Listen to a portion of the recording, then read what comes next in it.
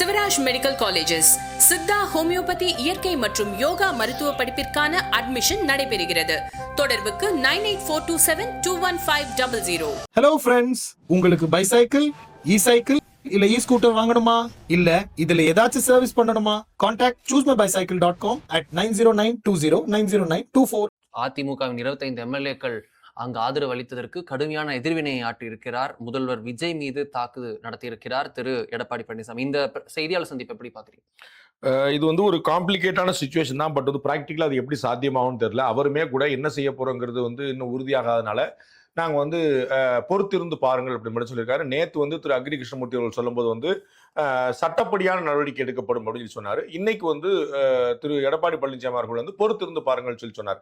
அவங்க கேரண்டியா சபாநாயகர்கிட்ட ஒரு மனு கொடுப்பாங்க. நாங்க கொறடா உத்தரவை மீறி இத்தனை பேர் செயல்பட்டாங்க, அதனால நம்ம இவங்களை பதவி நீக்கம் செய்யணும் அப்படின்னு சபாநாயகர்கிட்ட கொடுப்பாங்க. அந்த பக்கம் நீதிமன்றத்துக்கு போவாங்க. நம்ம அதுக்கடையில் நம்ம இந்த பிரேக் நியூஸ் வந்திருக்க பாக்குறோம். நம்ம திரு ரிக்கி ரேடன் பண்டிட் அவருடைய நியமனம் திரும்ப பெறப்பட்டிருக்கு அப்படிங்கிற நம்ம பாக்குறோம். அது முக்கியமான விஷயம். எந்த நம்ம அறிமுகத்தை நம்ம சொன்னோம், அது முதலமைச்சர் ரீதிங்க் பண்ணுவேன்னு சொல்லி சொன்னாருன்னு. அதனால அந்த ரீதிங்க் பண்ணது மூலமாக அவர் முதலமைச்சர் தன்னுடைய உத்தரவை வாபஸ் பெற்றிருக்கிறார். தாவேக அரசுடைய முதல் உத்தரவு வாபஸ். இது இன்னும் எத்தனை உத்தரவு வாபஸ் ஆக போதுங்க பார்க்க போறோம். நம்ம இதுல முதல் வாபஸ் திரு ரிக்கி ரேடன் பண்டிட் வெற்றிவேல் அவருடைய நியமனம் இன்னைக்கு திரும்ப பெறப்பட்டிருக்கு. ஒண்ணு.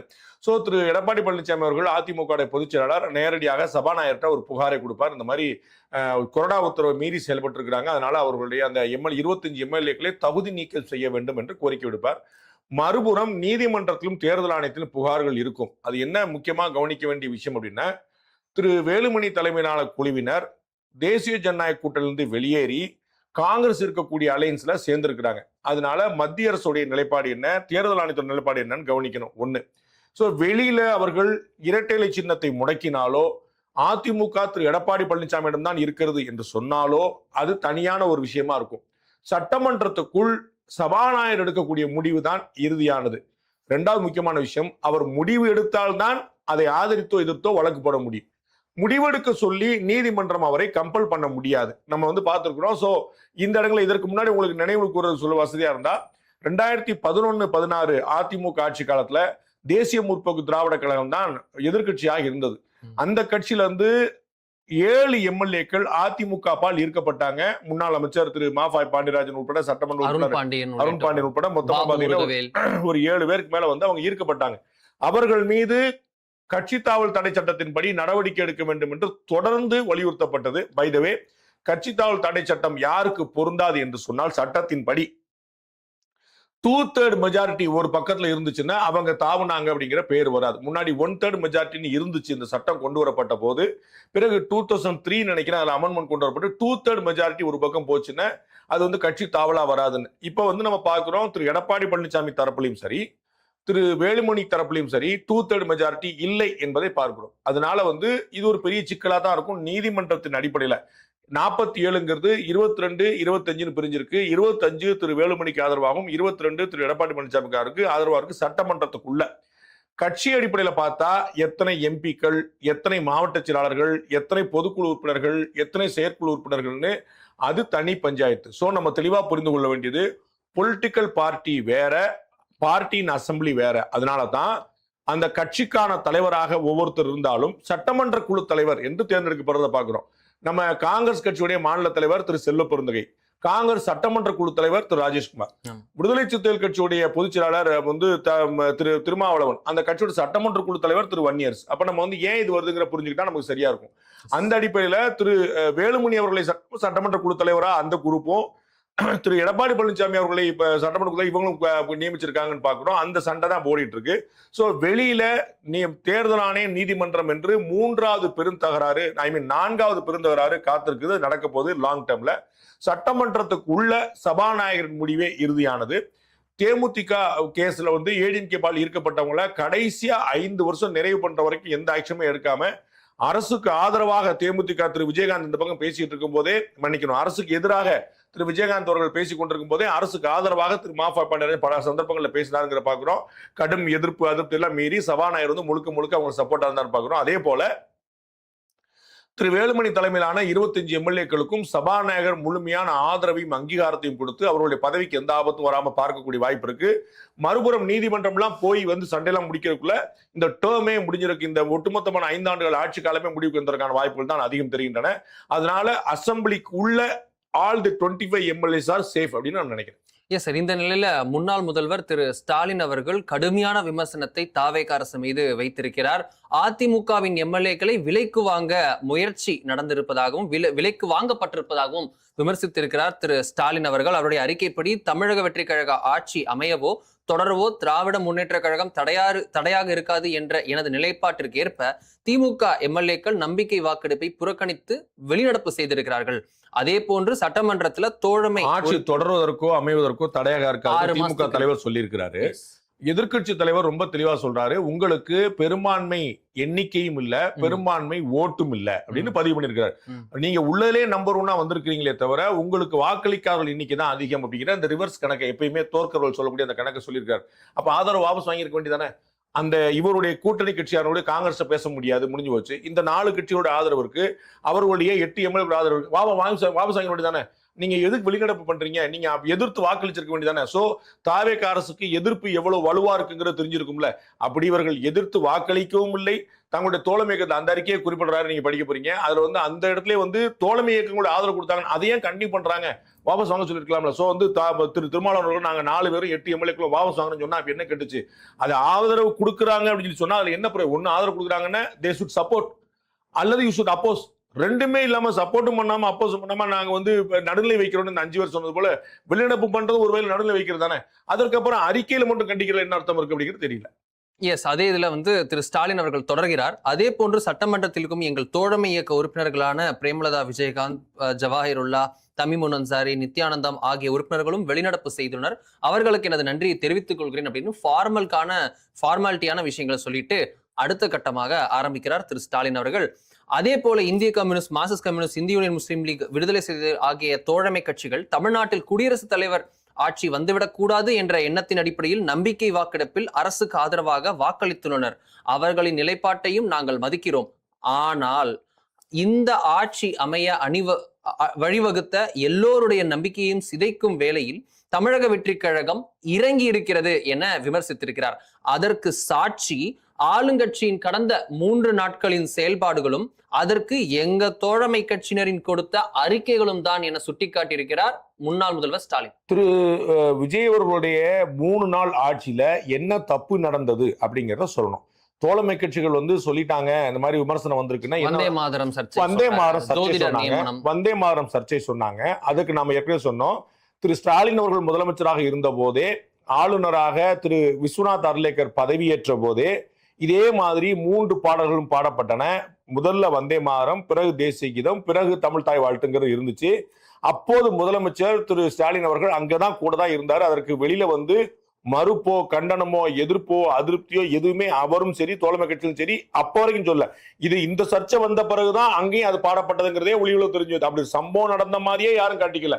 அப்ப என்ன கணக்கு பார்க்கிறோம்? 2வது விஷயமாக ஜோதிடரை ஓஎஸ்டியாக நியமித்ததில் எந்த குற்றமும் கிடையாது. It is not a crime, it is not a violation, it was a choice. அது ஒரு தேர்வு, அவருடைய விருப்பம், அவ்வளவுதான். அது தேவையில்லைங்க, நீங்க பர்சனலாவே வச்சுக்கணும்னு சொல்லிட்டு நலம்பெருமைகள் நல்லவர்கள் சொல்லும் போது அவங்க சரின்னு கேட்டுக்கிறாங்க, அவ்வளவுதான். சோ இவருடைய எதிர்ப்பு வாபஸ் வாங்கிட்டு சரின்னு வாங்கிட்டார். வேற என்ன இருக்கு? திரு விஜய் அவர்கள் ரொம்ப தெளிவாக முதலமைச்சராக சட்டமன்றத்தில் அறிவித்திருக்கிறார். கடந்த ஆட்சியில் கொண்டு வரப்பட்ட நலத்திட்டங்கள் தொடரும்னு சொல்லியிருக்காரு. அப்போ இதுல 3 நாள் ஆட்சியே சாட்சி அப்படின்னு சொல்றதுக்கு அங்க என்ன இருக்குன்னு தெரியல. அதன் மூலமாக என்ன தவறு நடந்துருச்சுன்னு சுட்டிக்காட்ட விரும்புறாங்கன்னு தெரியல. தோழமை கட்சிகள் என்ன, அதாவது திமுகவுடைய தோழமை கட்சிகளா இருந்துட்டு தாவேக ஆட்சி ஆதரவு கொடுத்திருக்கிறவங்களும் மற்றவங்களும் என்ன எதிர்ப்பு தெரிவிச்சிருக்காங்க, என்ன எதிர்ப்பை பதிவு பண்ணிருக்காங்கன்னு நமக்கு நம்முடைய சிற்றறிவு கேட்டிய அளவுக்கு புரியப்படல. எஸ், அதோடைய கண்டினியூஷனா அடுத்த விமர்சனங்களை முன்வைக்கிறார் முன்னாள் முதல்வர் ஸ்டாலின். அதில் என்ன சொல்றாரு? ஆட்சி நிலைக்க தேவையான எண்ணிக்கை எங்கள் தோழமை இயக்க நிலைப்பாட்டில் இருந்தாலும் இன்றைய ஆளுங்கட்சி என்ன செய்திருக்கிறது அப்படின்னு கேள்வி எழுப்பிட்டு, கிளீன் பாலிடிக்ஸ்னு சொல்லி ஆட்சிக்கு வந்தவங்க டர்ட்டி பாலிடிக்ஸ் பண்ணிட்டு இருக்காங்க அப்படின்னு தூய அரசியல் என சொன்னவர்கள் இன்று அழுக்கு அரசியலை செய்து வருகிறார்கள் என விமர்சித்திருக்கிறார் திரு ஸ்டாலின். பிளவுபட்ட அதிமுக எனும் குழம்பிய குட்டையில் மீன் பிடிக்க முயற்சி பண்ணி அவங்க உறுப்பினர்களை விலைக்கு வாங்கி இருக்காங்க அப்படின்னு விமர்சித்திருக்கிறார் திரு ஸ்டாலின். உங்களுடைய ஸ்டார்டிங்கே இப்படி ஃபினிஷிங் இப்படி இருந்தா ஃபினிஷிங் எப்படி இருக்கும்? இது தூய சக்தியா இல்ல அடுத்த கட்சி எம்எல்ஏக்களை தூக்குற சக்தியா என விமர்சித்திருக்கிறார். அதிமுகவாது எதிர்ப்பு நிலை எடுத்துச்சு. திரு எடப்பாடி பழனிசாமி நாங்கள் எதிர்க்கிறோம் சொன்னார். யாருக்கு? தாவேகாக்கு. மதிமுக என்கிற இயக்கம் திமுகவோட தோழமை இயக்கமா ரொம்ப காலமா இருக்கு. ரொம்ப காலமா இருந்தாங்க. ஏடிஎம் கூட அலையன்ஸ் போட்டு சரியில்லை சொல்லி இந்த அலையன்ஸ் வச்சுட்டாங்க. ரொம்ப சமீபமா இப்ப வரைக்கும் பாத்தீங்கன்னா மதிமுக இருந்து நீக்கப்படுற அதிருப்தி பண்ணவங்க எல்லாருமே திமுக தான் போய் சேர்ந்திருக்காங்க. இன்னும் சொல்ல போனால் ஒரு படி மேலே போய் தோழமை இயக்கத்துல கடைசி வரைக்கும் திரு ஸ்டாலினுக்கு தூணாக நிற்பேன்னு திரு வைகோ அவர்கள் சொல்லி வெளியே வரும்போது அவரே பதிவு பண்ணுகிறார், திமுகவுக்கு ஆதரவாக மதிமுகவில் செயல்பட்டு ஆள் பிடிக்கிற வேலையை பண்ணார் மல்லை சத்யா அப்படின்னு சொல்லிட்டு. அப்ப திமுக வந்து தோழமை இயக்கமா கூடவே இருக்கக்கூடிய மதிமுக போய் பண்ணாம பாக்குறோம். கரூர்ல திருமதி செல்வி ஜோதிமணி வந்து ரொம்ப தெளிவா சொன்னாங்க, எங்களுடைய கட்சியுடைய நகர தலைவரா நீங்க திமுக சேர்க்கிறீங்க, என்னங்க அநியாயமா இருக்கு அப்படின்னு சொல்லிட்டு.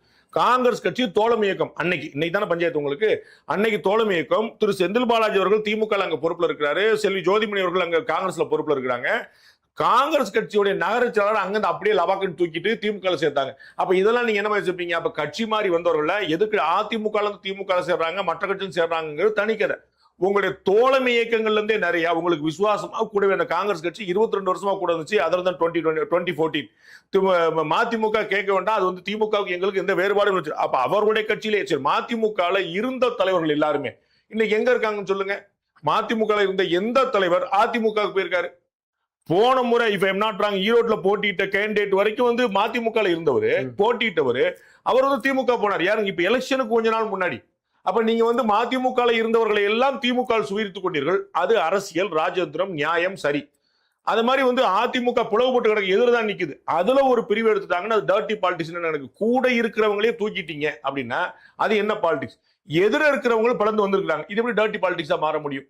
அடுத்த பாயிண்ட், பாஜகவை கண்ணாபின்னான் கடுமையா திட்டிட்டு செல்வி ஜெயலலிதா அவர்கள் ஆதரவுக்கு ஆட்சிக்கு ஆதரவு இல்லைன்னு விலகின உடனே படக்குன்னு உள்ளவே சேர்ந்துட்டாங்க. அப்ப அது என்ன பாலிடிக்ஸ்? அண்ட் பாஜக கூட எந்த கொள்கை முரண்பாடுமே இல்லாம அடுத்தது வந்து காங்கிரஸ் ஆட்சி வந்துருமோ அப்படிங்கிற ஒரு நம்பிக்கையில முரசொலி மரணித்த மறுநாளே கட்சி மாறிட்டாங்க கூட்டமா. அது என்ன பாலிடிக்ஸ்? அப்ப வந்து அவரவர் ஆட்சியை தக்க வைக்க கட்சியை வளர்க்கறதுக்கு செஞ்சுக்கிட்டே இருக்கிறாங்க. அதை இவர்கள் செய்த போதெல்லாம் அது அரசியலாக இருக்கிறது, ராஜதந்திரமா இருக்கிறது. தாவேக்கா அதே விஷயத்தை செஞ்சால் டர்ட்டி பாலிடிக்ஸ் இப்படி சொல்ல முடியும். எஸ், அதை சொல்கிறார். அதை தொடர்ந்து என்ன சொல்றாரு, உங்களுடைய ஸ்டார்டிங்கே இப்படி இருந்தா ஃபினிஷிங் எப்படி இருக்கும்? இது தூய சக்தியா இல்ல அடுத்த கட்சி எம்எல்ஏக்களை தூக்குற சக்தியா என கேள்வி எழுப்பியிருக்கிறார். அதே போல மாண்பு முதல்வர் அவர்களே, உங்கள் செயல்பாடுகளை மக்கள் தொடர்ந்து பார்க்கிறாங்க. அடுத்து பிளவுபட்ட அதிமுக உறுப்பினர்களுக்கு நீங்க என்ன ரிட்டர்ன் கிஃப்ட் கொடுக்க போறீங்க என்பதையும் மக்கள் பார்க்கத்தான் போறாங்க.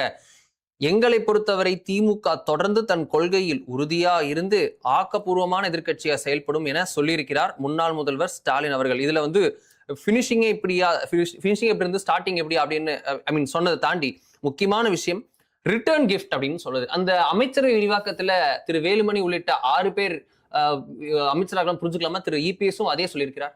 அதிமுக இருந்து வெளியே வந்த உங்களால் கடுமையாக விமர்சிக்கப்பட்ட நேரடியாகவே போய் பிரச்சாரம் கண்டிச்சு செய்யப்பட்ட திரு செந்தில் பாலாஜி அவர்கள் திமுகவுக்கு வந்தோன்னு என்ன ரிட்டர்ன் கிஃப்ட் கொடுத்தீங்க? தளபதி, உழைப்பாளி. அதேதான். அப்ப அதிமுக இருந்த போது திரு செந்தில் பாலாஜி பற்றின பார்வையே வேறு. அதே செந்தில் பாலாஜி அப்படியே வந்து திமுக வந்தோடனே ஒட்டுமொத்தமான பார்வை வேறு. திமுக அவருக்கு கொடுக்கப்பட்ட முக்கியத்துவம் திமுகவினரே வருத்தப்பட்ட விஷயம். அது எல்லோருக்கும் தெரியும், யார் வெளியே பேச மாட்டாங்க, எல்லோருக்கும் தெரியும். திமுக அவர் கொடுக்கப்பட்ட முக்கியத்துவம் இன்னைக்கு நீங்க பாக்குறீங்க. திமுகவுடைய சட்டமன்ற உறுப்பினர்களா இருக்கிறவங்கள கிட்டத்தட்ட சரிபாதி விஷுவல்ஸ்ல பார்த்தா அப்படியே வருகிறது. ஒருத்தராக செந்தில் பாலாஜி, வைத்திலிங்கம், ஓபிஎஸ் வரிசை 3 பேர் நடந்து வராங்க. அதான் நான் சொல்றேன், இவர்கள் எல்லோருமே ஏடிஎம்கே இருந்தவங்க. முன்னாடி பாத்தீங்க, இதற்கு முந்தைய கடந்த திமுக அரசுல கிட்டத்தட்ட 33% அதிமுக காரர்கள். இன்னைக்கு திமுக வென்றவர்கள்ல கிட்டத்தட்ட ஒரு 40% அதிமுக காரர்கள். சேகர் பாபுல இருந்து கே சார். அப்ப வந்து நேத்து வரைக்கும் உங்களுக்கு எதிரான நிலைப்பாடு இருந்து விமர்சனம் செய்து உங்களுக்கு தெரியும், துரை கருணாநிதி சொல்லியிருக்காரு, திரு சேகர் பாபுலாம் எதிர் சீட்டுக்கு போய் அடிக்கவே அந்த பக்கம். திரு வைத்திலிங்கம் பண்ணாத அரசியல் கிடையாது. அந்த பகுதியில வந்து பெரிய திமுக எதிரான ஒரு பெரிய பிளாக்கா இருந்தவர் வந்து அவர் தான். திரு ஓபிஎஸ் உடைய மகன் சொல்றாரு தேனி மாவட்டமே அதிமுகவுடைய கோட்டையா இருந்தது அப்படின்ட்டு. சோ அவர்கள் எல்லாருமே இந்த பக்கம் வந்தோடனே அவங்களை பூரா கட்டி அரவணைச்சுக்கிட்டீங்க. அது வந்து ராஜதந்திரமா போச்சு, எல்லோரையும் அரவணைக்கக்கூடிய இயக்கமா திமுக மாறிடுச்சு. அதே போன்ற ஒரு இதெல்லாமே நான் வந்து பார்த்தேன்னா எதிர்பார்ப்பாளர் இருந்தவங்க. அதே மாதிரி அதிமுக இன்னைக்கு 2ஆ பிளவு இருக்கு. அதிமுகவுடைய பிளவுக்கு திரு விஜய் காரணம்னு சொல்ல முடியாது. அவர்கள் ஒரு முடிவு எடுக்கிறார்கள். ஏன்னா எல்லாருக்கும் தெரியும், அதை வந்து நீங்கள் குறிப்பிட்டது போல திரு திருமாவளவன் ஒப்புக்கொள்கிறார்கள். அண்ட் திரு இவர் சி.வி. சண்முகம் அதை விமர்சனமா வைக்கிறாங்க. என்ன, எடப்பாடி பழனிசாமி அவர்கள் தலைமையில ஆட்சி, அதுக்கு திமுக ஆதரவு. இந்த ப்ரொபோசல் வந்துச்சா இல்லையா? அப்ப அதிமுக ஆட்சிக்கு திமுக எப்படி ஆதரவு கொடுக்க முடியும்? திமுகவை தீய சக்தின்னு சொன்ன அதிமுகவுக்கு எப்படி திமுக ஆதரவு கொடுக்க முடியும்? அந்த நிலைப்பாடு வந்துச்சா இல்லையா? அடுத்ததாக திரு திருமாவளவன் அவர்களை முதலமைச்சரா வச்சுக்கிடுவோம். அதிமுக திமுக ரெண்டுமே ஆதரவு கொடுக்கட்டும். அதிமுக அமைச்சரவையிலேயே பங்கேற்கணும், திமுக வெளியே நிற்கணும். இந்த ப்ரொபோசல் வந்துச்சா இல்லையா? இதை திரு திருமாவளவன் ஒப்புக்கொண்டாரா இல்லையா? அப்ப அதிமுக அமைச்சரவைக்கு திமுக எப்படி ஆதரவு கொடுக்கும்? இத 1க்கு 3 பேர் உறுதிப்படுத்திருக்காங்க பாக்குறோம். இந்த பக்கம் நமக்கு வந்து தாவேகா சைட்லயும், இந்த பக்கம் வந்து திரு இவர் சி.வி. சண்முகம் சைட்லயும், இந்த பக்கம் திரு திருமாவளவன் சைட்ல ஒப்பிட்டு இருக்காங்க. அப்ப அதிமுக ஆட்சி அமைய திமுக ஒரு ஆதரவு கொடுத்துங்கிற ப்ரொபோசல் அது என்ன கணக்கு? அப்ப இவர்கள் வந்து அவங்களுக்கான தேவை ஏற்பட்ட போது செஞ்சுக்கிறாங்க. தாவேகா என்ன செய்யுது? அந்த சந்தர்ப்பத்தை பயன்படுத்திக் கொள்கிறது. அதிமுக என்ன பழுவு ஏற்பட்டுச்சு? திமுகவுடைய ஆதரவோடு ஆட்சி அப்படின்னு சொல்லி வந்த உடனே அதிமுக இன்னைக்கு இருக்கக்கூடிய இந்த பிளவுபட்டு இருக்கக்கூடியவங்க வந்து ஒரு அப்ஜெக்ட் பண்றாங்க. சார், டிஎம்கேயோட சப்போர்ட் நம்ம ஆட்சினா நம்ம கட்சி காணாம போயிடும், சரி வரல அப்படின்னு சொல்லி சொல்றாங்க. அப்படி அங்கன்னு சரின்னு யோசிச்சு பேசிட்டு இருக்கும் போதே டக்குன்னு அந்த பக்கம் வந்து 2 கம்யூனிஸ்ட் கட்சி, ஐயுஎம்எல், விடுதலை ஆதரவு தெரிவிச்சோடனே அவங்களுக்கு இவங்க தேவையில்லாம போயிருது. கடைசி முயற்சியாக திரும்ப அதை நிப்பாட்டுறதுக்கு முயற்சி பண்ணிட்டு, சரி நீங்க 2 பேரும் தான் ஒத்துவரல, நீங்க வந்து அதாவது ஏடிஎம்கே ஆட்சிக்கு டிஎம்கே வந்தா தானே உங்களுக்கு பிரச்சனை வருது, அப்ப திரு திருமாவளவர்களை முதலமைச்சர் ஆக்கிடுவோம், ஒரு பட்டியல் தவறை முதலமைச்சர் ஆக்கின மாதிரி ஆயிரும், இப்ப நீங்க திரும்பி ஆட்சியில பங்கேற்றுக்குங்க, நான் வரேன்னு சொல்லி சொன்ன போது இவங்க எல்லாருமே சம்மதிச்சிட்டாங்க. யாருங்க? அதிருப்தி குரல் இன்னைக்கு சரி ரைட் ஓகே பரவாயில்ல நம்ம சமாளிச்சு சொல்லிட்டு, ஏன்னா அந்த கான்வர்சேஷன் நடந்துகிட்டே இருக்கும்போது அதுக்குள்ள அந்த பக்கம் டெவலப்மெண்ட் ஆகி தாவேகா ஆட்சி பிடிக்க போயிருச்சு. தாவேகா ஆட்சி எப்படியா தடுக்கணும்னு சொல்லிட்டு விடுதலை சிறுத்தைகள் கட்சியுடைய தலைவர் திருமாவளவனுடைய முதலமைச்சரா வச்சுக்கிட்டு நம்ம வந்து பண்ணிடலாங்கிறதுக்கு வந்து இவங்க ஆதரவு தெரிவிச்சிட்டாங்க. அப்ப திரு எடப்பாடி பழனிசாமி ஆட்சி பண்ண தெரிவிச்சார், அவர் முதலமைச்சரா இருந்துட்டு நம்ம எப்படி வருது? அங்கதான் இந்த பிளவு ஆரம்பிக்குது. அவங்க என்ன கேட்கிறாங்க? அதிருப்தி திரு வேலுமணி உள்ளிட்டவர்கள் என்ன கேட்கிறாங்க? திமுக ஆதரவோடு நீங்கள் ஆட்சி அமைக்கிறது, நீங்க முதலமைச்சரா இருக்கும்போது சரின்னு சொன்னீங்க, திமுக ஆதரவோடு திரு திருமாவளவன் முதலமைச்சராக நீங்க ஆட்சி பண்றீங்க. அப்ப என்ன கணக்கு? அப்ப உங்களுக்கு வந்து நீங்கள் முதலமைச்சரானுங்கிறதான கணக்கா இருந்திருக்கு. நீங்க வந்து அதிமுக ஆட்சி அமையாதுங்க திமுக சப்போர்ட் சொன்னா யாருனாலும் சொல்லிருக்கணும். First proposal ADMK government DMK support, second proposal ADMK cabinet chief minister Thirumavalavan and DMK support. அப்ப முதல் வாய்ப்புக்கு வந்து சம்மதித்த திரு எடப்பாடி பழனிசாமி 2வது வாய்ப்புக்கு சம்மதிக்கல. முதல் வாய்ப்புக்கு சம்மதிக்காத திரு வேலுமணி தரப்பு 2வது வாய்ப்பு சம்மதிச்சு. சோ இந்த கான்ஃபிளிக்ட் ரெண்டுத்திலயுமே வந்து வேலுமணி, சி.வி. சண்முகம் உள்ளிட்ட முக்கியஸ்தர்கள் அமைச்சர்கள் ஆவார்கள். ஆனால் ஒரு இதுல மட்டும்தான் திரு இபிஎஸ் சிஎம் ஆவாரு, இன்னொன்னுல ஆக மாட்டாங்க. இபிஎஸ் வீட்டோ பவர் யூஸ் பண்ணி ஆதரவு. அப்ப திரு சி.வி. சண்முகம் குழுவினர் என்ன எழுப்புறாங்கன்னு, நீங்க முதலமைச்சரான சந்தர்ப்பம் கிடைச்ச போது திமுகவுடைய ஆதரவுக்கு சரின்னு சொல்லிட்டீங்க, எந்த சமரசத்துக்கும் ஓகே. நீங்க வந்து திரு திருமாவளவன் அவர்களுடைய அவர்தான் முதலமைச்சராக போறாங்க மாட்டேன்னு சொன்னீங்க. அப்ப நீங்க எதுக்கு கவனம் பண்ணீங்க? அதே அமைச்சர் பதவிக்கு நாங்க சொன்னா எங்களை விமர்சிக்கிறீங்கிறதா அவங்களுடைய பாயிண்டா இருக்கு. ஓகே, இதுல வந்து திரு உதயநிதி அவர்கள் எதிர்க்கட்சி தலைவராக பதவியேற்ற பிறகு இன்னைக்கு மீண்டும் ஒரு முறை உரையாற்றினார். அதுல வந்து கடுமையான ஸ்பைசியான ஸ்பீச். ஆமா, செம்ம ஸ்பைசியா போட்டு அடிச்சு பட்டாசு கிளப்பி பட்டை கிளப்பி வந்து அவர் வந்து புஷ்பா பட பாணியில வந்து அரசு இருக்கிறது. திரு சண்முகம் வீட்டுக்கு வந்து புதுசா ஒரு சோஃபா போகுது, பின்னாடியே முதலமைச்சர் போறாரு, பயங்கரமா சேஞ்ச் சொன்னீங்க, பின்னாடி தான் எக்ஸ்சேஞ்ச் அப்படின்னு சொல்லிட்டு போட்டு பட்டாசு கிளப்பி விட்டார். அதே போல இன்னொரு விஷயத்தையும் சொன்னார். இந்த சேஞ்ச் எக்ஸ்சேஞ்ச் அப்படின்றத தாண்டி இன்னொரு சொன்னார், ரீல்ஸ் ஆட்சியாக இல்லாமல் ரியல் ஆட்சியாக இருக்க வேண்டும் என சொன்னார். நேற்று அவர் வந்து சனாதன தர்மம் பற்றி அவர் பேசிய வார்த்தைகள் மீண்டும் ஒரு முறை அந்த சர்ச்சைக்குரிய விஷயங்களை சொன்னது, எராடிகேட் சனாதன தர்மான்னு அவர் சொன்ன விஷயம் அதுவும் ஆனது. இப்ப பாக்குறோம் அவர் தாவேகா அரசுக்கு எதிராக இப்படி பேசியிருக்கிறார். இது எப்படி புரிஞ்சுக்கிறது? திமுகவுடைய இந்த நகர்வு, இதுல நாங்க வந்து முன்னாடியே ஒரு ஆர்டிகல்ல திரு ஸ்டாலின் அவர்கள் சொன்னார் 6 மாசத்துக்கு எங்களால எந்த பிரச்சனையும் உங்ககிட்ட வராதுன்னு. இப்ப 6 மாசம் தாண்டியும் பிரச்சனை வராத அளவுக்கு திரு விஜய் அவர்கள் ரெடி பண்ணிட்டார் விஷயங்களை. இந்த விஷயத்துல அவர் சொன்னதற்கு ஏற்ப திமுக தன்னுடைய கிரெடிபிலிட்டிக்காக 6 மாசத்துக்கு பிரச்சனை வந்தபடி இந்த வெளியில இருக்க எதிர்ப்பும் தெரிவிக்கலன்றதை பாக்குறோம். ஆனால் இந்த உரை எப்படி புரிஞ்சுக்கிறது? இன்னைக்கு நிலைமைக்கு இன்னைக்கு பார்க்கும்போது 6 மாசத்துக்கு மட்டுமல்ல, அதற்கு பிறகுமே அதிருப்தியோ எதிர்ப்போ பிரச்சனையோ ஆட்சிக்கான ஆபத்தோ இருக்காது போலதான் தெரியுது. ரொம்ப பியூட்டிஃபுல்லா ஸ்டெபிலைஸ் பண்றாங்க. நாளைக்கு திரு வேலுமணி தரப்புலயே ஒரு பஞ்சாயத்து வந்தா கூட அந்த 25 வந்து ஒரு 10-12 தேடி 10-13 இந்த பக்கம் போனா கூட அவங்களுக்கு வந்து ஆட்சேபம் ஒன்றும் பிரச்சனையே கிடையாது நம்ம பாக்குறோம். அதனால வந்து சர்ப்ளஸ்ல சப்போர்ட் வச்சிருக்காங்க பாக்குறோம். இன்னைக்கு நடுநிலை வைத்ததாக சொல்லியிருக்கக்கூடிய பாமக நாளைக்கு ஆதரவு கொடுத்தாலும் ஆச்சரியப்படுறதுக்கு இல்ல. நம்ம புரியுங்களா? உங்களுக்கு ஒருவேளை அந்த பக்கத்துல இருந்து விடுதலை சிறுத்தைகள் மட்டும் தங்களுடைய ஆதரவு வாபஸ் வாங்குறாங்கன்னு சொன்னா பாமக அங்க போறதுக்கு தயக்கமே இல்லை. இப்பயுமே அவங்க போயிருப்பாங்க. விடுதலை சிறுத்தைகளும் அவங்களும் ஒரே திசையிலே அப்படின்னு சொல்லி சொன்னா நமக்கு சிக்கல் வருமோ அப்படின்னா வெளியே நிற்கிறாங்க. காங்கிரஸும் பாஜகவும் ஒரே அணி இல்லையா அப்படின்னு சொன்னா பிரச்சனை வரும்போது நடுநிலை வைக்கிறேன்னு சொல்லியிருக்காங்க. சோ பாஜக ஒரு எம்எல்ஏ வச்சிருக்கீங்க, கூட்டாலும் பிரச்சனை இல்லை. அங்க வந்து தாவேகா கூப்பிடாதுங்கிற ஒரு பாக்குறோம். ஏன்னா கொள்கை எதிர்ன்னு சொல்லி சொல்லிட்டோம். சோ பாமக காத்துட்டு இருக்கு. நீங்க திருமாவளவன் அவர்களை மட்டும் ஆதரவு வேண்டாம்னு சொல்லி சொல்லுங்க, நாங்க எப்படி பாஞ்சிருவோம், அவருக்கு 2 எம்எல்ஏ இருக்குங்களா 4 எம்எல்ஏ இருக்குங்களா, அவங்க காத்துட்டு இருக்காங்க. சோ வந்து ஆட்சிக்கான ஆபத்து இப்போதைக்கு இல்லைங்க நம்ம புரிஞ்சுக்கிறோம். ஆனா எதிர்க்கட்சி தலைவர் திரு உதயநிதி அவர்கள் முன்னாள் முதலமைச்சர் திமுக தலைவர் திரு ஸ்டாலின் அவர்களுடைய பேச்சை கேட்டு அவங்களுடைய உத்தரவை ஏற்று வெளிநடப்பு பண்ணாங்க. ஏன் வெளிநடப்பு பண்ணாங்கிறதுக்கு இப்ப வரைக்கும் நமக்கு புரியவே இல்லை. அவங்க ஒரு 59 பேர் இந்த எதிர்ப்பை தெரிவிச்சிருந்தாங்கன்னா இந்த 22 பேர் சேர்ந்து கிட்டத்தட்ட ஒரு 70-75 பேருக்கு மேல எதிர்ப்பு இருக்குங்கிற பதிவா இருக்கும். எப்படியும் தோற்க போறது உறுதியாக ஒன்றும் பிரச்சனை. திமுக உள்ளிட்ட எதிர்க்கட்சிகள் தோற்க போறாங்க. தாவேகா ஆட்சியில வந்து பெரும்பான்மை பெறப்போகுதுங்கிறது குழப்பம். அது வந்து கிளியர் நம்பர் தெரிஞ்சிருச்சு. ஆனா இப்ப வந்து பின்வாங்கினது மூலமாக வெளிநடப்பு செய்தவர்கள் என்ன சாதித்தார்கள்னு தெரியல. அப்ப ஆக்சுவலா வந்து எதிர்ப்பு நம்பர் குறைஞ்ச 144 ஆதரவு, 22 எதிர்ப்பு இன்னைக்கு. அப்ப இது என்ன நம்பரை காட்டுது? 144 வந்து ஆதரவு, 89-90 எதிர்ப்பு அப்படின்னு வந்திருந்தாங்கன்னா இன்னும் வலுவா இருந்திருக்கும்ல. அப்படி ஒரு வாய்ப்பு வந்துருக்கலாம். அது ஏன் இவர்கள் தவிர்த்தார்கள்? கிட்டத்தட்ட 90 வந்து எதிர்ப்பு வந்து நிக்கக்கூடிய வாய்ப்பு நெருக்கி வந்து பார்த்தா 90 வந்திருக்கும், 81 வந்திருக்கும். இந்த பக்கம் 5 போட்டீங்கன்னா அந்த மாதிரி வந்து நிற்கும். அப்ப அவ்வளவு ஏன் வந்து ஒரு வாய்ப்பு ஏன் எதிர்ப்பு தெரிவிக்காம போனாங்க? இதுதான் ரொம்ப முக்கியமான விஷயமா இருக்கு, நமக்கு புரியாத விஷயமா இருக்கு. மற்றவர்கள் இதே மாதிரி இன்னும் சொல்ல போனா இன்னைக்கு ஆதரவு கொடுத்திருக்கக்கூடிய கட்சிகளுமே வாக்களிக்குமா மாத்தி வாக்களிக்க சொல்லியிருக்கலாம். ஒண்ணும் கெட்டு போல. எப்படி அந்த ஆட்சி தப்பிக்க போகுது?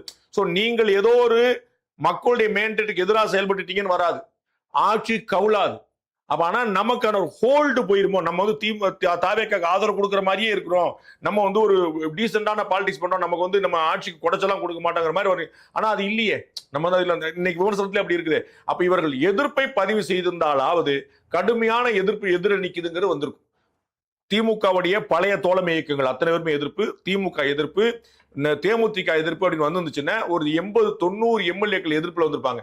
அது வந்து இன்னும் அந்த அதிமுகவுடைய சப்போர்ட் சேர்ந்து வந்து நிற்கும். 22 எம்எல்ஏ தான் நிற்பாங்க. அப்ப எதிர்ப்புக்கு ஆதரவுக்கு எதிராக வந்து ஒரு 80% எதிர்ப்பு இருக்குன்னு சொல்லி சொன்னா அவங்களுக்கு அட்வான்டேஜ் வந்திருக்கும். அதை ஏன் தவிர்த்தார்கள் தெரியல.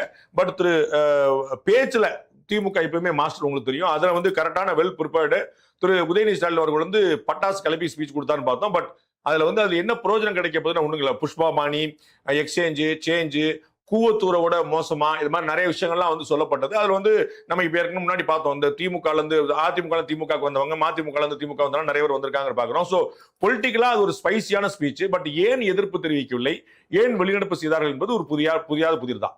இதுல வந்து திமுகவுடன் வந்து பேச்சுவார்த்தையே நடைபெறவில்லை, அது தாவேகா பக்கம் செல்பவர்கள் பரப்பிய போய் சில முன்னாள் அமைச்சர்கள் அதிமுகவுக்கு துரோகம் செய்துள்ளனர் அப்படின்னு திரு பழனிசாமி விமர்சித்திருக்கிறார். இதுல வந்து எம்ஜிஆர் தான் என்னுடைய இது 67 77 நடந்த புரட்சி இந்த தேர்தலும் நடக்கும் என சொல்லி தேர்தலை சந்தித்த திரு விஜய் அவர்கள் ஒரு கட்டத்துக்கு அப்புறம் கொள்கை தலைவர்களாக ஒரு 5 அறிவித்தார்கள். அதற்கு பிறகு திடீரென அண்ணா அவர்களையும் எம்ஜிஆர் அவர்களையும் தனது வேன்ல போட்டு பிரச்சாரம் செய்த திரு விஜய் அவர்கள் இன்னைக்கு எம்ஜிஆரின் கட்சியே உடைத்துட்டார் அப்படின்னு புரிஞ்சுக்கலாமா? எம்ஜிஆர் அவர்கள் இருக்கிற வரைக்கும் தான் எம்ஜிஆர் கட்சி. அதுக்கப்புறம் வந்து அது ஒரு அதிமுக தான். அது வந்து ஒரு வேற வெர்ஷன், வேற அவதாரம் எடுத்துருச்சுங்கிற பாக்குறோம். நம்ம எளிமையா புரிஞ்சுக்கிறது, திமுகவுக்கும் அதிமுகவுக்கும் தான் போட்டி அப்படித்தானே இருந்துச்சு. 77க்கு பிறகு தெளிவா இருந்துச்சு, திமுகவுக்கும் அதிமுகவுக்கும் தான் போட்டின்னு. கிட்டத்தட்ட 50 வருஷம் அந்த போட்டி தான் இருந்துச்சு. அப்ப இந்த இடத்துல தாவேகாவுக்கும் திமுகவுக்கும் போட்டின்னு சொன்னாரா? போட்டி யாருக்கும்? ஒன்னு டிவிக்கே, இன்னொன்னு சொன்னாரா? அந்த அப்ப வந்து அந்த தெளிவா வந்து அவர் சொன்ன போது அப்ப என்ன இடத்தை பிடிக்கிறார் அவரு? அவர் அதிமுக தான் பிடிக்கிறார். டிஎம்கே வர்சஸ் ஏடிஎம்கே இந்த போட்டிய டிவிகே வர்சஸ் டிஎம்கே மாத்துறது மூலமா ரொம்ப தெளிவாக சொல்லக்கூடியது என்ன பாத்தீங்கன்னா, இவர்கள் அதிமுகவின் இடத்தை பிடித்து விட்டார்கள். இன்னைக்கு நம்ம பாக்குறோம், அரசியல் வல்லுநர்கிட்ட கேட்டாலே சொல்லுவாங்க, இன்னைக்கு தாவேகாங்கிற ஒரு கட்சியே இல்லாம இருந்திருந்தா பாஜக, பாமக, அம்மா மக்கள் முன்னணி எல்லாம் கூட்டணி வைத்ததுனால கடந்த ஆட்சி மீதா இருந்த அதிருப்தி அலையில வந்து ஏடிஎம்கே படுத்துக்கிட்டே ஜெயிச்சிருந்திருக்கும். தேசிய ஜனநாயகம் நல்லது. அது வெற்றி பெற முடியாமல் போனதற்கான காரணம், 3ஆம் இடத்துக்கு போன காரணம், ஒரு பெரிய ஸ்வீப்பா வேற ஒருத்தர் உள்ள வந்துட்டாங்க. அப்ப அதிமுகவின் இடத்தை இன்னைக்கு தாவேகா பிடிச்சிருக்குன்னு தான் பார்க்கணும். அதிமுக இடத்தை தான் பிடிக்க விரும்பினார். நம்ம இதற்கு முன்னாடி தேர்தல் பிரச்சாரத்தின் சந்தர்ப்பத்திலே நம்ம சொல்லியிருக்கிறோம், டிவிகே வர்சஸ் டிஎம்கே அப்படிங்கிற அவருடைய நெரேட்டிவை ஏடிஎம்கே முறிக்க தவறிடுச்சு. அவங்களை கண்டுக்காமலே விட்டுட்டு அவங்க வந்து அவங்களுடைய குரல் வந்து ரொம்ப பலவீனமா இருந்துச்சு. தீய சக்தி அப்படின்னு திமுகவை குறிப்பிட்டது வந்து எம்ஜிஆர். அது ஏடிஎம்கே ஸ்டேட்மெண்ட். அதை அவர்கள் பேசாம சொல்ல மாட்டாங்க. அதை வந்து திரு விஜய் சொன்ன அது வலுவான குரலா மாறிடுச்சு. அப்ப வந்து திமுகவை எதிர்க்க விரும்புகிறவருடைய முதல் தேர்வு தாவேக்கான அவர் கொண்டு போயிட்டே இருந்தார். அதை அவங்க சொல்ல நான் உங்களுக்கு ஏற்கனவே அந்த உதாரணம் சொல்லிருக்கேன். தேர்தலுக்கு முன்னாடி சொன்ன உதாரணத்தை திரும்ப சொல்றேன். வீழ்வது நாமாக இருப்பினும் வாழ்வது தமிழாக இருக்கட்டும் ஒரு ஸ்லோகன். அது வந்து கலைஞர் வந்து முரசொலியில வச்சிருந்தார். அதை அப்படியே விட்டு போயிட்டு அது எதுக்கு பாருன்னு சொல்லி விட்டாங்க. ரொம்ப காலமா அதை பத்தி பேசவே விட்டாங்க. அது வீழ்வது வாழ்வதெல்லாம் விட்டாங்க. தேமுதிக ஆரம்பிச்ச உடனே அந்த கட்சியுடைய ஸ்லோகன்ல எப்படி இப்ப தாவேக்கா வந்து பிறப்போக்கும் எல்லா உயிருக்குங்கிறத டேக்லைனா வச்சிருக்கோம். அதே மாதிரி திரு விஜயகாந்த் அவர்கள் வந்து வீழ்வது நாம இருக்கட்டும் வாழ்வது தமிழா இருக்கட்டும் டேக்ல வச்சார். படக்குன்னு டிஎம்கே வந்துருச்சு. அப்ப அது நம்ம டேக்லைன் ஆச்சு. ரொம்ப நாள் நம்ம விட்டோமே. உங்களுக்கு பின்னாடி போறேன். பாரத் மாதா கி ஜெய் சொல்லிட்டு இருந்தது காங்கிரஸ். ஆமா, அவர்கள் சொல்லதை விட்டுட்டாங்க. பாஜக எடுத்த உடனே இப்ப பாரத் மாதா கி ஜெய்ன்னு சொன்னாலே தப்புங்கிற மாதிரி கிளப்பி போயிட்டாங்க. அப்ப படக்குன்னு முரசொலியோட டேக்லைன்ல இன்னைக்கு நீங்க பாத்தீங்கன்னா அந்த காளையை வந்து அடக்கக்கூடிய ஒரு வாலிபரோட படத்துல கீழே வந்து வீழ்வது நாம இருக்கும் வாழ்வது தமிழா இருக்கும். அப்ப விஜயகாந்த் விட்டான்னு வச்சுங்க. அது போல திமுகவை தீய சக்தின்னு ஒரு காலத்துல சொன்னது எம்ஜிஆர். பிறகு தொடர்ந்தது ஜெயலலிதா. அடுத்து வந்தவர்கள் அதை விட்டு விட்டார்கள். அப்ப வந்து திரு விஜயோட குரலாக மாறின உடனே என்ன நினைச்சிட்டாங்க? அப்ப ஏடிஎம்கே பிளேஸ டிவிகே எடுத்துருச்சு. டிவிகே தான் டிஎம்கேவை கடுமையா சேலஞ்ச் பண்ண முடியுங்கிற இடத்துல வந்துட்டாங்க. அதனால அவர் திட்டமிட்டு தான் ஏடிஎம்கே அதாவது திமுகவை எதிர்ப்பது அதிமுகவை கபலீகரம் செய்வது. அப்ப ஏடிஎம்கே ஸ்பேஸ் எடுத்தா தான் டிஎம்கே எடுக்க முடியும். அப்ப டிஎம்கேவை பூச்சாண்டியா வச்சுக்கிட்டே இருந்துட்டு ஏடிஎம்கே ஸ்பேஸ் எடுத்துக்கிறதா அவருடைய மூவ். அதுலதான் அவர் வெற்றி பெற்றிருக்காரு. ஏடிஎம்கே ஸ்பேஸ் தான் இன்னைக்கு அவர் எடுத்திருக்கிறார். ஏடிஎம்கேயோட ஸ்பேஸ் அவர் எடுத்திருக்கான்றப்போ ஏடிஎம்கே யாருக்கு அப்படின்ற கேள்வி வந்து நிற்கிறது. இந்த 25 எம்எல்ஏ 22 எம்எல்ஏன்னு பிரிந்து இருக்கக்கூடிய இந்த 47 எம்எல்ஏக்கள் இதுல அடுத்ததாக அதிமுகவில் என்ன நகர்வு இருக்கும்? சட்டமன்றத்திற்குள் ஒருவர் கை ஓங்கலாம், அது சபாநாயகருடைய விருப்பத்துக்குட்பட்டது, அவருடைய அதிகாரம் தான் அங்க ஃபைனல்ஸே.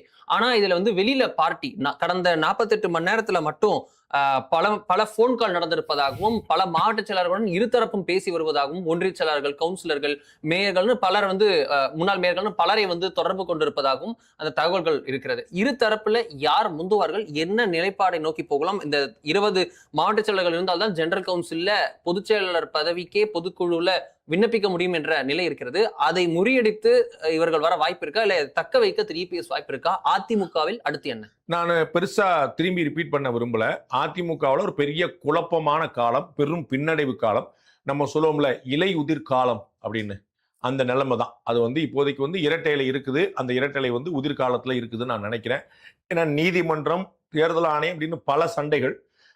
இன்னைக்கு தேதிக்கு 2 பேரும் விட்டு கொடுக்குற மாதிரி இல்லை. திரு வேலுமணி தரப்போ திரு எடப்பாடி பழனிசாமி தரப்போ. ஏனென்றால் எப்போதுமே வலது இடதாக இருப்பவர்கள் நம்பிக்கைக்குரியவர்களாக ரைட் அண்ட் லெப்ட் ஹேண்ட் இருக்கிறவர்கள் வெளியே போனாங்கன்னா ஒரு பெரும் பின்னடைவு.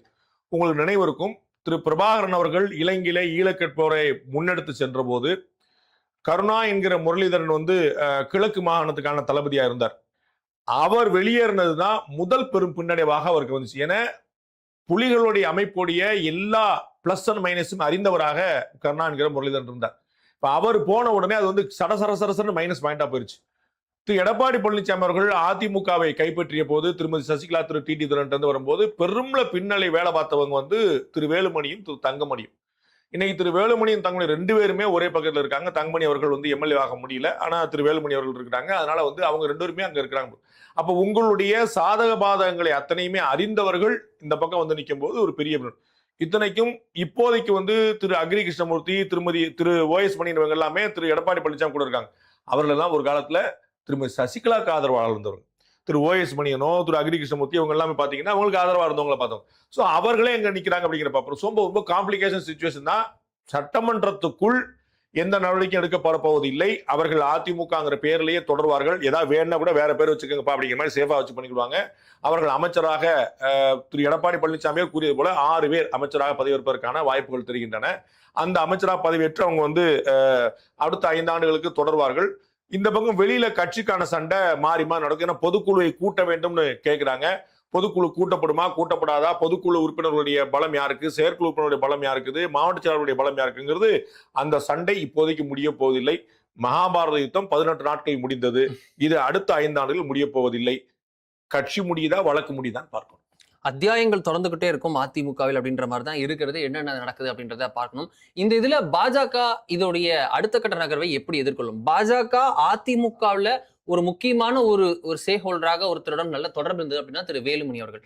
அவர் இப்போது வேலுமணி தங்கமணி அந்த இருவரும் வந்து இப்போ மறுபக்கத்துல காங்கிரஸ் இருக்கக்கூடிய கூட்டணி அரசாங்கத்திற்கு ஆதரவு அளித்திருக்கிறார்கள். அவர்கள் பக்கம் நகரார்கள். இதை பிஜேபி எப்படி ஏற்றுக்கொள்ளும், எப்படி நகர இருக்கிறது, ரியாக்ட் பண்ண போறது எப்படி இருக்கும்? தாவேக ஆட்சி அமையாமல் தடுக்க முயற்சித்த பலர்ல பாஜகவும் ஒன்று. அவங்க வந்து இது எப்படியாவது தடுக்க முடிஞ்சா நல்லா இருக்கும் தான். ஏன்னா ஒரு புதிய சக்தி உருவாயிருச்சு அப்படின்னா பாஜகவுக்கான ஸ்பேஸ் குறைஞ்சிருமோ அப்படின்னு அவங்க கவலைப்பட்டாங்க. But that is not the case. இந்த இடத்துல வந்து ஐடியாலஜிக்கலா புதிய சக்தி உருவாகலை. அது வந்து ஏற்கனவே இருக்கிற சக்தி தான் வந்திருக்கு. இன்னைக்கு கூட திரு விஜய் அவர்கள் முதலமைச்சர் தன்னுடைய நன்றி உரையின் போது ஆமாம் இது சிறுபான்மை அரசு தான், அதை நான் மகிழ்ச்சியாக சொல்கிறேன்னு சொல்லியிருக்கார். நல்லா அப்படியே கொஞ்சம் ரீகால் பண்ணி பார்த்தீங்கன்னா 2006-11 அமரர் கலைஞர் அவர்கள் இதே வார்த்தை பயன்படுத்தினார். ஆமா நாங்க சிறுபான்மை அரசு தான் அப்படின்னு. அன்னைக்கு வந்து செல்வி ஜெயலலிதா அமரர் வந்து தொடர்ந்து திரும்ப இது மைனாரிட்டி கவர்மெண்ட் சொல்லிட்டே இருந்தாங்க. அப்ப இது மைனாரிட்டி கவர்மெண்ட் என்றால் பெருமையோடு நாங்கள் ஏற்றுக்கொள்வோம்னு கலைஞர் சொன்னார். அதே வாசகத்தை அப்படியே TVK is equal to DMK அப்படிங்கிறத காட்டுமொழியாக திரு விஜய் அவர்கள் சொல்லியிருக்காருங்கிற பாக்குறோம். ஸோ வந்து ஆமா மைனாரிட்டி கவர்மெண்ட் தாங்க, உங்களுக்கு என்னங்க ப்ராப்ளம் சொல்லி சொல்லுவாருங்கிற பாக்குறோம். அப்ப ஐடியாலஜிக்கல் ஸ்பேஸ் அப்படியே காலியா தான் இருக்கு. ஏன்னா திமுகவுக்கும் அதிமுகவுக்கும் தாவேகாவுக்கும் கொள்கை ரீதியா அந்த வித்தியாசம் கிடையாது. இப்ப ஏடிஎம்கேல இருந்து தாவேகாக்கு சப்போர்ட் பண்ண போனவங்க யாருக்காவது ஏதாவது உறுத்தல் இருக்குதா? கிடையவே கிடையாது. ஏன்னா ஏதாவது ஒன்று பண்ணிடுவாங்களோ போயிடுவாங்க. திமுக ஆதரவளித்த கட்சிகள் புறா அப்படியே தாவேகாக்கு ஆதரவளிச்சிருக்காங்க. அவங்களுக்கு யாருக்கா உறுத்தல் இருக்கா? யாருக்குமே கிடையாது. திமுகவிலையும் அதிமுக இருந்த திரு வி.எஸ். பாபு உள்ளிட்டவர்கள்லாம் தாவேகால சேர்ந்திருக்காங்க. அதிமுக இருந்த திரு ஜேசிடி போறாங்க சேர்ந்திருக்காரு. அதிமுக இருந்த திரு செங்கோட்டை யாருக்காவது உறுத்தல் இருக்கா? So there is no ideological difference between ADMK, DMK and TVK. அப்ப ஐடியாலஜிக்கல் ஸ்பேஸ் வந்து ரொம்ப பெருசா இருக்கு. அதை பாஜக முதல்ல நம்பணும். நமக்கு வந்து பொலிட்டிக்கல் ஸ்பேஸ் இல்லையேன்னு கிரியேட் பண்ண நினைக்கிறாங்க. ஆமா பொலிட்டிக்கல் ஸ்பேஸ் இல்ல, விச் இஸ் எ ஃபேக்ட். ஏன்னா அந்த இடம் வந்து காற்றாலும் நீராலும் முழுக்க நிரப்பப்பட்டிருக்கு, கால இடம் இல்ல. அப்ப இவங்க தே ஹேவ் டு கிரியேட், அதுல வந்து ஒன்று குழப்பம் இல்லை. ஆனா ஒரு சின்ன ஓட்டையை போட்டா அதை கிரியேட் பண்ணிட முடியும் அப்படிங்கிற பாக்குறோம். அப்ப வந்து அவர்கள் உள்ள வந்து ஐடியாலஜிக்கல் ஸ்பேஸ் பெருசா இருக்குது. ஏன்னா எல்லோருமே ஒரே நிலைப்பாடுல இருக்காங்கன்னு பார்க்கும்போது இவ்வளவு ஸ்பேஸ் இருக்கு. ஆனா பாஜகவுடைய அகில இந்திய தலைமை இதனால் வரைக்கும் இந்த பக்கம் திரும்பிய பார்க்கல, இன்னும் பண்ணிட்டு போமா விட்டுச்சு. ஏன்னா அவங்களுக்கு பெரிய கவலைகள் இருந்தன.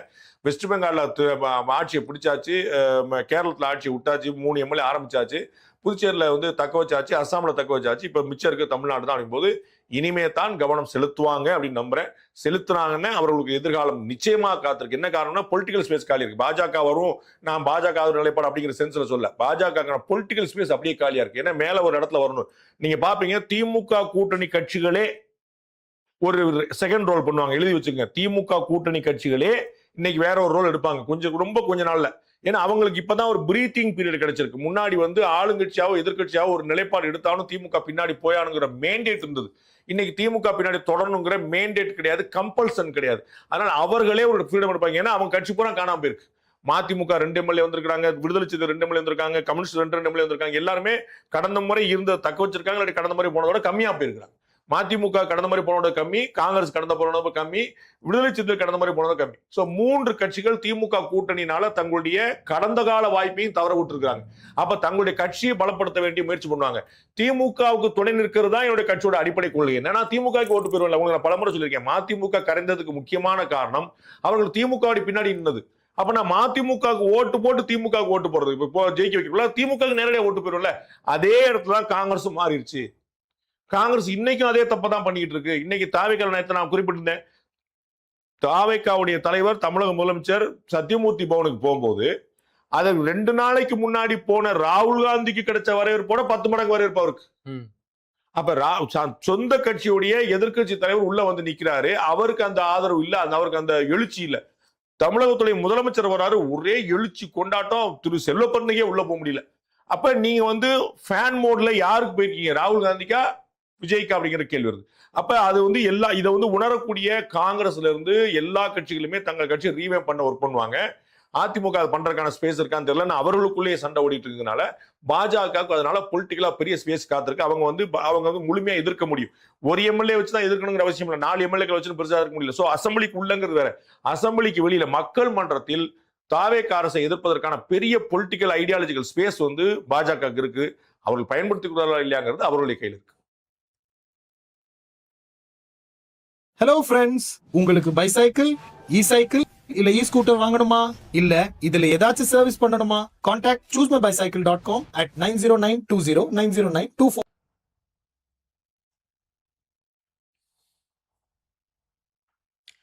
இதுல தாவேக்காவுடைய நகர்வுகள் எப்படி இருக்கும் சார்? ஜென்ரலா ஒரு ஒரு அரசியல் இதுல பார்த்தோம் அப்படின்னா ஒண்ணு இடது இல்ல வலது அப்படின்னு அது சென்டர் லெஃப்ட் சென்டர் ரைட் ஏதாவது ஒரு வகையில கொஞ்சமாவது டிஃபரன்ஷியேட்டா இருப்பாங்க. ஆம் ஆத்மி மட்டும் சென்டர்ல வந்துட்டு அது அப்படியே சென்டர் லெஃப்ட் அப்படின்ற போல போய் நின்றது. இந்த பக்கம் திமுக இருக்கிறது, மறுபக்கத்துல தாவேக்கா இருக்கிறது. இதுல அவர்கள் வந்து தங்களை திமுக இது சென்டர் லெஃப்ட் ரைட் எல்லாம் பார்க்காம இங்க தமிழ்நாட்டுடைய அரசியல் நிலவரத்தோட பார்க்கும்போது திமுகவோட கொள்கைக்கும் தாவேக்காவோட கொள்கைக்கும் அதிமுக கொள்கைக்கும் யாருக்கும் எந்த வித்தியாசமும் இல்லை. அப்படி இருக்க தாவேக்கா தனது அரசாங்கத்துல அந்த லைட்டா மைல்டு இந்துத்துவ ஏற்றுக்கொள்வது, அதிமுகவுக்கும் திமுகவுக்கான வித்தியாசத்தில் அதிமுக காட்டிய சில விஷயங்கள், இது போன்றவற்றை எல்லாம் ஏற்றுக்கொண்டு நடக்கக்கூடிய கட்சியாக தாவேக்கா தனது அரசை நடத்தும் எதிர்பார்க்கலாமா? எப்படி புரிஞ்சுக்கிறது? கொள்கை ரீதியில பெரிய வித்தியாசம் கிடையாது. ஆம் ஆத்மி கட்சிக்கும் காங்கிரஸுக்கும் என்ன கொள்கை வேறுபாடுன்னு யோசி. ஒரு வேறுபாடும் கிடையாது.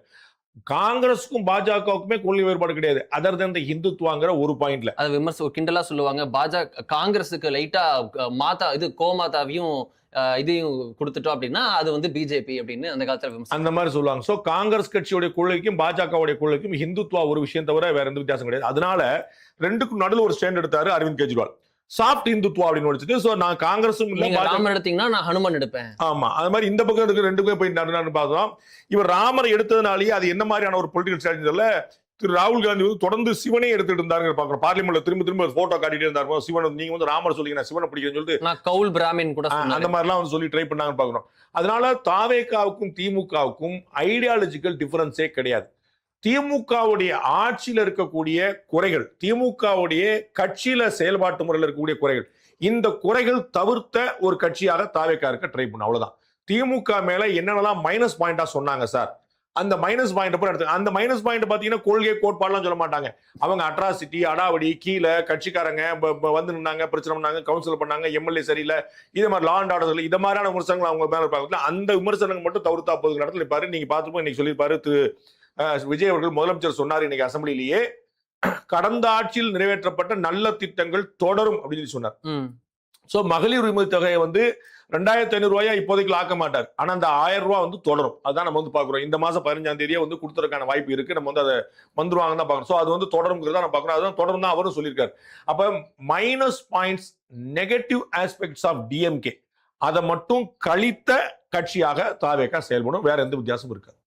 இதுல அப்படி ஒரு இது இருக்குன்னா அதுலயும் ஒரு லகான் இருக்கும் அப்படின்ற கேள்வி வந்து நின்றது. குறிப்பாக விமர்சனங்களுக்கு அதிகமா ஈல்டாறாங்களோன்ற ஒரு பாயிண்ட். கம்யூனிஸ்ட் உள்ளிட்ட கட்சிகள்லாம் ஏதாவது விமர்சித்தா அதுக்கு உடனே பயந்துட்டு வந்தே மாதரத்துல வந்து டோட்டலா பேக் அடிப்பது, அதாவது தமிழ்தாய் வாழ்த்து முதன்மைப்படுத்தப்படும் என்றை தாண்டி வந்தே மாதரம் கிடையாது என்ற நிலைக்கு அவர்கள் போய் நின்றது அப்படின்றதெல்லாம் பார்த்தோம் சார்.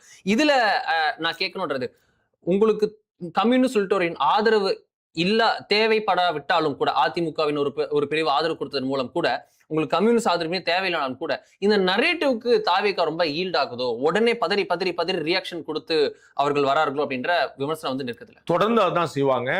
இவங்க இடதுசாரி உள்ளிட்ட இயக்கங்களுடைய ஆதரவு இருந்தாலும் இல்லாவிட்டாலும் கவலைப்படாம, நான் சொன்ன திரும்ப சொல்றேன், நல்லா கவனிச்சுக்கோங்க. தாவேக்காவுக்கும் திமுகவுக்கும் கொள்கை வேறுபாடு கிடையாது. திரு ஆதவ் அர்ஜுனா அமைச்சர் அவர் ரொம்ப தெளிவா குறிப்பிட்டிருந்தார். வந்தே மாதரத்துக்கு கிடைக்கப்பட்ட முக்கியத்துவத்தில் எங்களுக்கு ஏற்பில்லை, தமிழ்தாய் வாழ்த்து 3ஆம் இடத்துக்கு சென்றதில் எங்களுக்கு ஏற்பில்லை அப்படின்னு ரொம்ப தெளிவா சொல்லியிருந்தாரு. அதனால அவர்களும் இதே நிலைப்பாடை தான் எடுப்பாங்க. அதுவும் திமுக எடுத்த எந்த நிலைப்பாடு மாற்ற மாட்டாங்க. நான் திரும்ப சொல்றது, திமுகவுக்கு எந்தெந்த விஷயங்களில் கெட்ட பெயர் ஏற்பட்டதோ அந்த விஷயங்களை மட்டும்தான் தவிர்ப்பாங்க. ஐடியாலஜிக்கலா there is no difference between DMK and TVK. அதனால இதே நாளைக்கு பார்க்க போறீங்க, கவர்னர் வந்து RN ரவிக்கு சளைக்காதவர் திரு விஸ்வநாத் அர்லேக்கர். நீங்க அதை பார்க்க போறீங்க. கேரளால இருக்கிறவங்கள்ட்ட கேட்டா தெரியும், உங்க சேட்டன்ட்ட ஃபோன் பண்ணி நம்ம கேட்டா தெரியும். தமிழ்நாட்டில் RN ரவி அவர்கள் அந்த ஆளுமையை எப்படி ஸ்ட்ராங்கா நிலைநிறுத்தினாரோ, தயங்காம எந்த அச்சமும் இல்லாம பண்ணாரோ, அதே மாதிரிதான் விஸ்வநாத் அர்லேக்கர் அவர்கள் கேரளால கண்ணில் வரலூட்டை ஆட்டி இதுக்கு முன்னாடி இருந்த ஆரிஃப் முகமது கான விட அடுத்த கட்டத்துக்கு போய் வந்து ரொம்ப ஸ்ட்ராங்காவே பண்ணார். பாரத் மாதா படத்தெல்லாம் வச்சு போட்டு பூஜை பண்ணி ரொம்ப பெருசா வச்சு இதுல பல்கலைக்கழகங்கள்லாம் எந்த மாதிரி செயல்படுங்கிற மாதிரி வச்சு நிறைய வேலையில பண்ணவர். அதை தமிழ்நாட்டிலையும் கட்டாயமா பண்ணுவாரு. அதனால ஆளுநர் வெர்சஸ் ஆளுங்கட்சி அப்படிங்கிறது எப்படி டிஎம்கே வெர்சஸ் ஆளுநர் RN ரவி இருந்துச்சோ, அதே மாதிரி இப்ப டிவிகே வெர்சஸ் ஆளுநர் விஸ்வநாத் அர்லேக்கர்னு இருக்கும். ஸோ வந்து எல்லா ஆஸ்பெக்ட்லையும் ஆளுநர் உரையில உட்பட எல்லாத்தையும் நீங்க பார்க்க தான் போறீங்க. அது எல்லாமே அப்படியே ரிப்பீட், வந்தா சுட்டா ரிப்பீட், வந்தா சுட்டா ரிப்பீட். அத மாதிரி வந்து அது கடந்த ஆட்சியில என்னென்னலாம் நடந்துச்சோ அது எல்லாமே இந்த ஆட்சியில் நடக்க போற நீங்க பார்க்க போறீங்க. ஏன்னா there is no difference between DMK and TVK ideologically. அதனால கடந்த முறை என்ன நடந்தாலும் அந்த ஆளுங்கட்சிக்காரங்க ஆதரவு கொடுக்குறாங்க கொடுக்கல, விடுதலை சிறுத்தைகள் ஆதரவு வருது வரல, இதெல்லாம் irrespective of all those things, தாவேகா வந்து திமுக ஆட்சியை போலத்தான் தொடரும். திமுக ஆட்சிக்கு இருந்த கெட்ட பெயர் எதுவும் நமக்கு வந்துடக்கூடாதுங்கிற கவனமா இருக்கும். முந்தா நேத்து நீங்க பார்த்திருப்பீங்க, நேத்து நினைக்கிறேன், திரு ஆனந்த் அவர்கள், கட்சியுடைய பொதுச் செயலாளர் என்ற அமைச்சர், அவர் ரொம்ப தெளிவா சொல்லியிருந்தாரு, கட்சியினர் நாங்க பிறந்தநாள் கொண்டாடுறோம், சடங்கு கொண்டாடுறோம், வெற்றி விழா கொண்டாடுறோங்கிற மாதிரி பேர்ல ஏதாவது ஒரு நிகழ்ச்சியை நடத்தி நீங்க வந்து பதாகைகளை போட்டு வச்சு போர்டு ஹோர்டிங் எல்லாம் போட்டு பொதுமக்களுக்கு இடையூறு ஏற்படுத்தக்கூடாதுன்னு சொல்லியிருக்காங்க. அது திருக்கோவிலூர்ல ரோடு ஃபுல்லா பிளாக் பண்ணி பெரும் டிராபிக் ஜாம் ஏற்பட்டது தாவேகா மாவட்ட செயலாளரின் பிறந்த நாளுக்கு. ஆமா, அது வந்து எவ்வளவு பெரிய கெட்ட பெயரை ஏற்படுத்துச்சு திமுகன்னு எல்லாருக்குமே தெரியும். அதே கெட்ட பேர் நம்ம ஏற்படுத்த கூடாது அப்படிங்கிறதுக்காக இந்த எச்சரிக்கை கொடுத்திருக்காங்க. அது எவ்வளவு தூரம் இம்ப்ளிமெண்ட் பண்ண போறாங்கிற பார்க்கணும். அதை தவிர திமுக செயல்படுத்தின எல்லாத்தையுமே தாவேகா அரசு தொடரும். இதுல குதிரை பேரம் அப்படின்னு வந்திருக்கக்கூடிய விஷயம், இது வந்து திரு ஸ்டாலின், திரு எடப்பாடி பழனிசாமி, திரு டிடிவி தினகரன் எல்லோரும் வந்து குற்றம் சாட்டியிருக்கிறார்கள். திருமதி பிரேமலதா விஜயகாந்தும் இதை குற்றம் சாட்டியிருக்கிறார் அப்படின்றத பார்க்கணும். சோ இந்த விஷயம் தொடர்ந்து வருவதும், திரு உதயநிதி அவர்கள் இது சேஞ்சே கிடையாது, பின்னாடி எக்ஸ்சேஞ்ச் நடந்திருக்கு, டர்ட்டி பாலிடிக்ஸ், இது கிளீன் பாலிடிக்ஸே கிடையாது, தூய சக்தி எல்லாம் இல்ல, இது தூக்குற சக்தி, இது போன்ற விமர்சனங்கள் ஃபர்ஸ்ட் 4 டேஸ்லயே வருவது அப்படின்றத எப்படி பார்க்கிறது? விஜய் அவர்களுடைய அந்த பெர்செப்ஷன், நான் தான் மாற்று அப்படின்னு வந்தவர், நான் வரேன் தனியா அப்படின்னு வந்தவர், அவருக்கு இது எப்படி இருக்கும்? பர்செப்ஷன் கேம்ல ரொம்ப டீட்டெயிலா தெரிஞ்சுக்கணும்னா நீங்க பியூர் பாலிடிக்ஸ் கிளாஸ்ல சேருங்க. அது வந்து நீங்க பாண்டிய கிளப் ஜேர்னலிஸ்ட் கிளாஸ்ல சேர்ந்தீங்க, அது மாதிரி பியூர் பாலிடிக்ஸ் கிளாஸ்ல இருங்க. அதெல்லாம் இது பாடம் அது. ஸோ அதுல வந்து இதெல்லாம் நடக்கக்கூடியதான். நான் ஏற்கனவே சொன்னது போல திரு செந்தில் பாலாஜி உள்ளிட்ட பல கேஸ்ல வந்து திமுக என்ன பண்ணதோ அதான் இவங்க பண்ணியிருக்காங்கன்னு பார்க்குறோம். அமைச்சர் பதவி கொடுக்கறத வந்து நம்ம வந்து ஒரு எக்ஸ்சேஞ்ச் ஆஃபர் நம்ம பார்க்க முடியாது. அது வந்து வழக்கமாக இவர்கள் செய்யக்கூடிய கௌரவம் தான், அதுதான் கிடைக்க போகுது. திரு எடப்பாடி பழனிசாமி அவர்களே சொல்லியிருக்காருங்கனால 6 பேர் வந்து அமைச்சர்களாக ஆகிறதுக்கான வாய்ப்பு இருக்கு. அதுல நம்ம இப்ப பார்க்கக்கூடிய வேலுமணி அவர்கள், CV சண்முகம் அவர்கள், விஜயபாஸ்கர் அவர்கள், நத்தம் விஸ்வநாதன் அவர்கள், இது போன்றவர்கள்லாம் வந்து 6 பேர் யாரெல்லாம் வந்து அவங்க எம்எல்ஏக்களை தக்க வச்சுப்பாங்களோ அவங்க எல்லாம் வந்து அது ஆதரவு கொடுப்பது, அவங்க எல்லாம் அமைச்சர் ஆவாங்க நம்ம புரிஞ்சுக்கிறோம். அதுதான் நம்ம வந்து நடக்கக்கூடிய வாய்ப்பு இருக்கு. அதை வந்து ஒரு டர்ட்டி பாலிடிக்ஸாவோ ஒரு எக்ஸ்சேஞ்ச் ஆஃபராவோ நம்ம பார்க்க வேண்டியதில்லை. அது வந்து கட்சியில் அவங்க கொடுக்கக்கூடிய விஷயம் தான், அது வந்து அவங்க நடைமுறை தான். அதனால வந்து அதுல தப்பு பண்ணி இப்படி பண்ணிட்டீங்களே சார் அப்படின்னு சொல்றதுக்கு அங்க I don't see anything there. இருமுனை தாக்குதலுக்கு உள்ளாகிறாரா விஜய்? அதிமுக திமுகவும் சேர்ந்து அடிக்கிறது, தனித்தனியாக அடிக்கிறது எப்படி ஒண்ணு, பட் ஆனா இருவரும் அடிக்கிறார்கள்.